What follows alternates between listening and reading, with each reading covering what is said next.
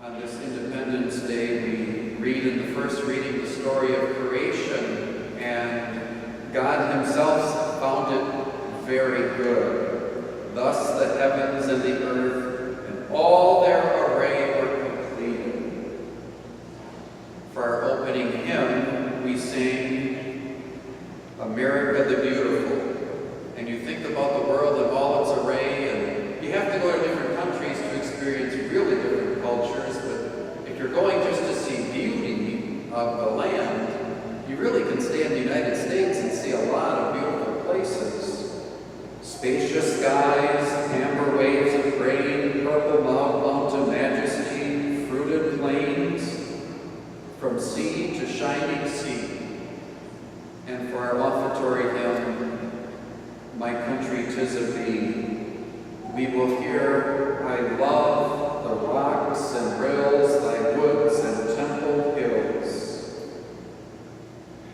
And really, of the beauty of creation and the beauty found in the United States of America, the cross is very beautiful.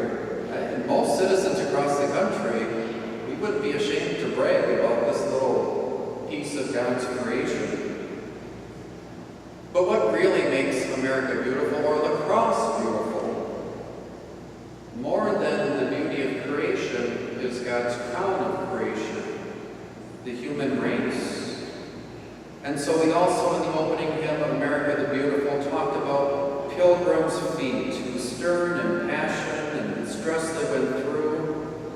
And we also heard about the pioneers, those who love their country more than their own life. We hear the good of people.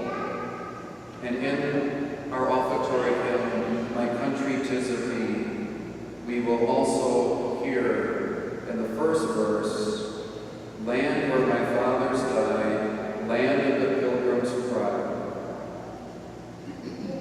And I think sometimes we have to remember the beauty of the people that have fashioned this land. And a lot of that beauty, from pilgrims to pioneers to founding fathers and certain presidents and those who served in the military, there also have been philanthropists and our own moms and dads who have made this country great. And it's important that as we honor the past, we have an opportunity today to make this a beautiful nation because of how we live our lives, living for Christ, living for one another. It really depends more on relationship than on the beauty of the land. Generations ago, I will not give any names, but it was this diocese.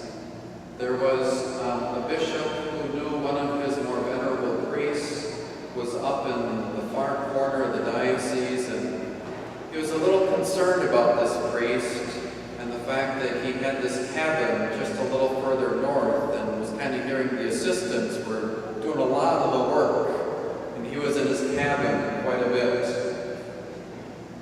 And so the bishop moved him to the cross, which, generally speaking, is actually, throughout the generations, kind of like an honor to serve. And you're right there next to the cathedral. It's a lot less running and driving.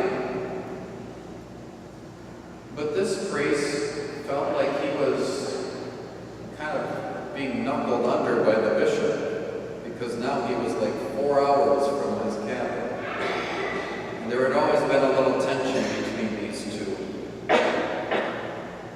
And he came to one of the parishes in the city of La Crosse, and he was giving a sermon on the beauty of God's creation. He went on and on about birds and flowers and all kinds of things. And then he said, and then God, after creating everything, he had this one lump of mud left in his hand. And he threw it down, and he said, that's the cross. Well, the people wrote to the bishop, and the priest got what he wanted, a transfer out of La Crosse.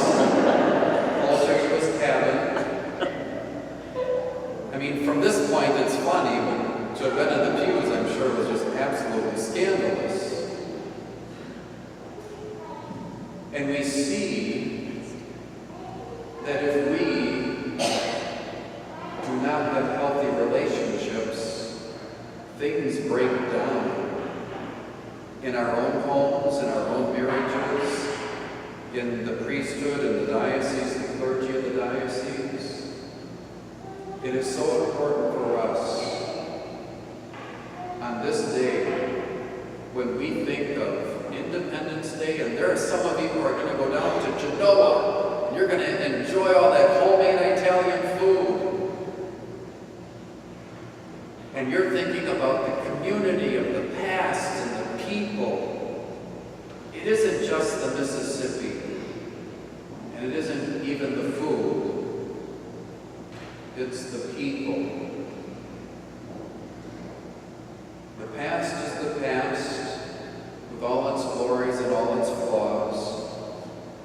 Today, we can make this nation a great nation if we live as Christ has called us to live, which sometimes means turning the other cheek. It always means loving the enemy. It always means going the extra mile and giving to one who asks to borrow something. We have a wonderful opportunity. I know what it's like to be moved to a place where I don't want to go. The priests back in the past didn't even give it a chance. By the grace of God, I've always given it a chance, and it's always been a blessing. St. Pius X didn't want to leave their building for the diocesan center, but those who stuck with it and gave it a chance, they loved that place. And St. Pius parishioners who didn't want to have to move over here to this Weston Street property, those that gave it a chance, it was worth it. And St. Thomas More parishioners who didn't want to have to move over and share their pew space, but gave it a chance, and they saw the energy that St. Pius brought. And St. Thomas More parishioners who didn't want to see the school building come down, but gave it a chance, and we are building our future together. And we're proud of Mary Mother of the Church Parish for those of us who gave it a chance and went through some difficult times. When we love one another and stand by each other's side, it also makes our own hearts happier. May this be just a small sample of what can